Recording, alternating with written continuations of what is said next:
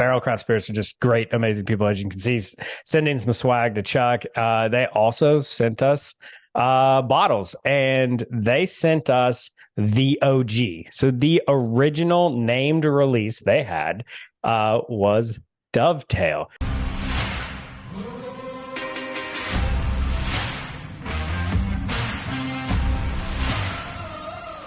And it is whiskey finished in rum, port, and Dun Vineyard Cabernet barrels. So a lot going on. And of course, triple cask. It's Indiana and Tennessee. So no Kentucky in this, which is kind of interesting. So yeah, I have not tried this for a while. I drank my first bottle. It was delicious. So we're going to see if it's changed between then. So it's coming in at 123.44 proof. So they have changed the label, because I do know the old label had some of the batches like numbers on it. So you kind of track that a little bit.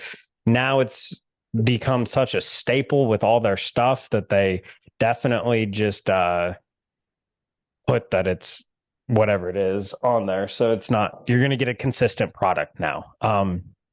But talking to them today, they did say they are going to start kind of seasonally doing stuff. So Dovetail here, well, actually, kind of seem like I know what I'm doing, put it in the shot.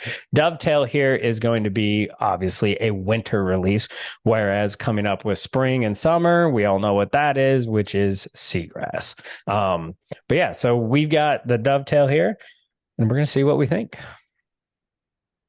I was trying to find, so this kind of takes me back here, because the start of our bourbon journey, or my bourbon journey, and then Brian, who's not on the channel today, but was TJ sending us 30 different samples of different bourbons, and Dovetail was in that lineup of original 30. And I actually have tasting notes from those those tastings that we went through, and I was trying to find it here, which maybe I will in a second. But this probably takes us back three years or so of where we were just getting together as friends, tasting through those 30 samples that you sent. So, yeah, just good nostalgia there. As whiskey does, it can transport you. So, yeah, it was one of the first finished products I ever got into. It's the first barrel product I ever got into, and it was highly recommended. It was when Dovetail first came out and everything like that. And yeah, I was just like, oh, this is going to be delightful. And back then it was. So let's see if we've changed. I mean, the nose is really complex. Like I'm getting a candied lemon. So you get the citrus, but you're getting that sweetness probably from the rum, but maybe even a little bit from the port. I also get like this subtle spice, like a subtle baking spice, allspice. Yeah. I would also say there's a little bit of like red fruit back there. Like maybe a cherry, I'm thinking. Maybe a raspberry. But yeah, it's definitely on the nose. I feel like the rum cask is coming to the forefront. Yeah, for sure. Along with a little bit of citrus. And maybe the red fruit I get, I don't know if it's it's maybe not a classic, like a rich oak cherry. It's maybe a little bit lighter. I like the raspberry or even maybe a strawberry note. Yeah. And I do get some of like that lemon zest, maybe is what we're going with citrus. Yeah. I think if I recall right, like our opinion of this several years ago was we just called it a dessert bourbon. And it's like it was quite different from just the straight bourbons that we were tasting through at that time. And today I would kind of consider it similar. It's not going to give you that. Maybe there's a little oak, but just those finishing barrels are giving you the complexity of those finished barrels. So it's the rum, it's the port, it's the Cabernet that's giving it a little bit of depth and tannin, and different than a standard bourbon. Well, and the thing we've said over and over about Barrell on this channel is it's amazing to me how when they blend it, I'm still getting individuals. So in the beginning of the palate, I get the rum. From the palate to the finish, I get kind of the Cabernet coming in. And then on the finish, the port just comes all the way through to the end. But so many blended products and different things like that, it all kind of melds together. I don't understand how they're doing it to where there are 3 distinct flavor zones as you go through it. And it all, like, where one leaves off, the next one starts, and it transitions. And it's a harmony opposed to just like sharp notes along the way. Yeah, and I think we've talked about this, on other or finished products previously, but it's, sometimes you put mediocre bourbon in finishing barrels to kind of add some additional flavor, maybe mellow out some of the bad notes of the bourbon. Barrel products, like I think they start with really good bourbon to begin with, which we know from their other products or batches. And then they let the finishing barrels shine. One doesn't overpower the other, which is really appreciated. Yeah. I tell you what, I love the finish on this because I've been more and more getting into tawny ports after dinner, and it is all a tawny port on the finish. And it is just that deep red fruit, oaky, full bodied mouthfeel on the finish that just is like, oh my gosh, this is so good. You can relax a little bit with it, take a couple breaths between it, and then you go back for another sip. Yeah, to me, this is it never lets up. So it's like I get you talk about the waves of flavor based on those finishing barrels, but initially I get in the palate, I get a lot of that classic like rum finish. So it's a rich sugar with a little bit of almost like the outer part of the cane, not just like a refined sugar. And then you transition into some of the port notes. And the finish is powerful. Like it's a delightful finish that gives you, I'd say a good amount of spice and pepper in the back, but then now as it leaves, it doesn't continue to linger as that just spicy pepper. That's where even then those flavors of the finishing barrel continue to come back and coat your mouth in the next 30 seconds afterwards or so. Oh yeah. But I will say it's high proof, and it lets you know it's high proof, so you're not gonna just like jump on in. If you're new to bourbon and you're like, oh, I've heard finished products can help you like get acclimated to bourbon and things like this is not one of those. Maybe add some water to it and that'll change it some and make it a little bit better for lower proof. But if you're a high proof drinker and you want a complexity of flavors, this is really, really good for everything. And price point, as with all barrel products, you're talking right around there, $80 to $90. Yeah. I think it's amazing. And I mean, it'll always be on my shelf.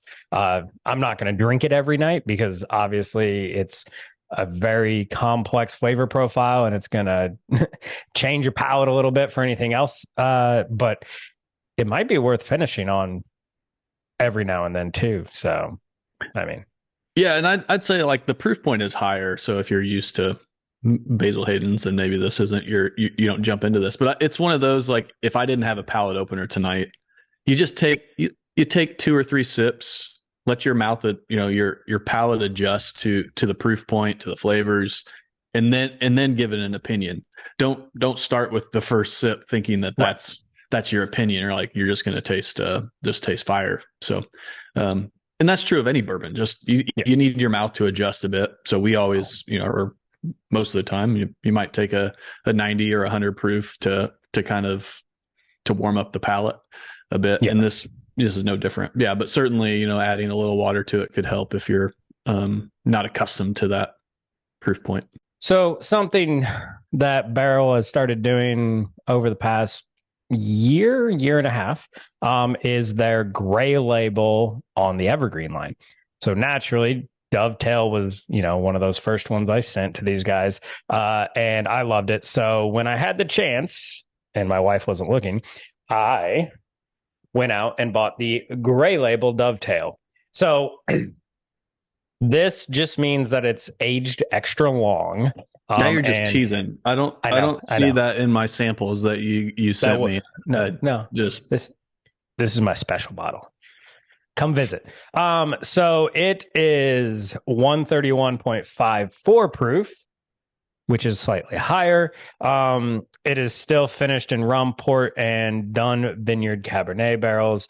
If I remember right, I don't remember the exact age on the gray label Dovetail. I know gray label bourbon of their line is 15 years. And then Seagrass, I think, was 16. But Right. And the seagrass is 16. So it's probably somewhere around there, 15, 16. It's finished in the barrels a little bit longer and everything like that. It also commands a bigger price tag of about $250. And they've started the gold label series, which is even rarer stuff. And that comes in at $500. If you watched the channel for a long period of time, when we did our 1,000 subscriber live stream with the Patreon guys, I shared out the regular gold label. But since then, they've come out with a gold label seagrass and a gold label dovetail, which we have not had. A little expensive for us. But if you ever see a pour of it, you might try it at a bar or something like that. But I'm going to try this gray label dovetail next to the regular dovetail and tell you what I think. I mean, I love the gray label seagrass. It's sitting right there. Yep, there you go. So then I was going to say the nose is definitely tamed down. Interesting. And more wood comes out, which is kind of nice, which I think is kind of what we got with the seagrass. If I remember back when we tried it, is it kind of mellowed the flavors, which you would kind of expect more time in the barrel. The rum flavor is completely gone. And the Cabernet wine comes all to the forefront with a whole bunch of oak. And the tawny port finish drops way down. And the finish as a whole, like if I was blinding these two off, I would think the regular dovetail drinks way hotter than the gray label dovetail. It's more mellow across the board, and more of the oak influence is coming through. And it's just kind of, I mean, Chuck, you would know this probably with wine. Like when you drink a young wine, you get a lot of bright fruit notes and everything like that. And when you get like an old age wine, it's much more mellowed is the word I'm going to use. But yeah, I'd use mellowed, rounded. Some of those, some of those brighter, more robust fruity notes kind of go away. Yeah, and that's exactly what's happening on this. You're getting a much more complex bourbon. I think it's absolutely delicious. I remember tasting this for the first time and be like, wow, this is amazing and worth the $250 for me. But that's because I really like Dovetail. So my recommendation is definitely pick up a Dovetail and put it on your shelf. I think it is amazing, especially if you like Angel's Envy rum and you like wine. This is going to be a great pairing of that. If you like wine finished anything, you're going to like this. Again, I'm going to say it. You're not going to drink this every night. This is not going to become a go-to. But maybe it would. I mean, yeah, I guess technically it could be. My wife got a ice cream maker for her birthday, and I'm just going to say she made a blackberry ice cream with Dovetail in it, and it was amazing. So it will always be on my bar, but I love what they did with this, the complexity. I like challenging my palate with tons of different flavors. So for me, it's definitely worth a buy. And if you really, really like that, I would recommend picking up a gray label Dovetail if 250 isn't going to break your bank and put you in trouble with the wife. If it is, go try it at a bar or something like that and then make your decision. But I'm a big fan. Yeah, you brought up the using Dovetail in an ice cream. So Hannah and I just over the weekend, Barrell has been, I think, kind of leading up to the Derby week, has been putting up some sharing some cocktail recipes, and one of them was a New York sour, which we're huge fans of New York sour, with the nice red wine float at the top.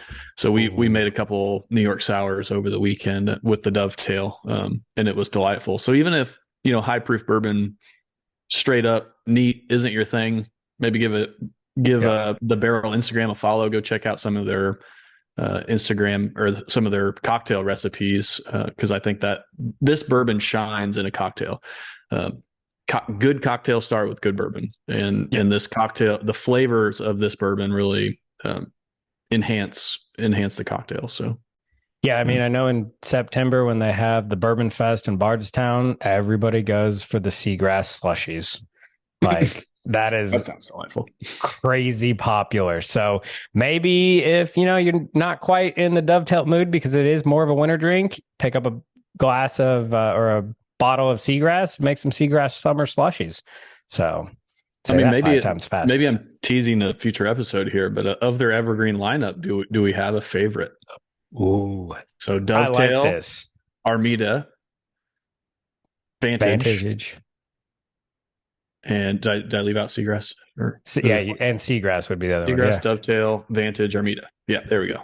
Yep. And for the final tease, because I will be looking for this all over. I don't even know if Chuck knows about it because he doesn't get all the press releases I do. They just announced they're going to be doing rye lineups, and talking to them today, their rye finished in Armagnac barrels is going to be killer. So we will definitely be on the look for that. They haven't really done ryes before, so trying a rye line from them with all the crazy finishing they're doing, I'm sure it's going to be amazing. So stay tuned to the channel, subscribe, hit the bell if you want to get notified when we get this out and other things. But Barrell keeps doing some amazing stuff, and we will definitely be trying it and letting you know if you should pick up a bottle. So with that, we'll see you next time, and cheers. Stay neat.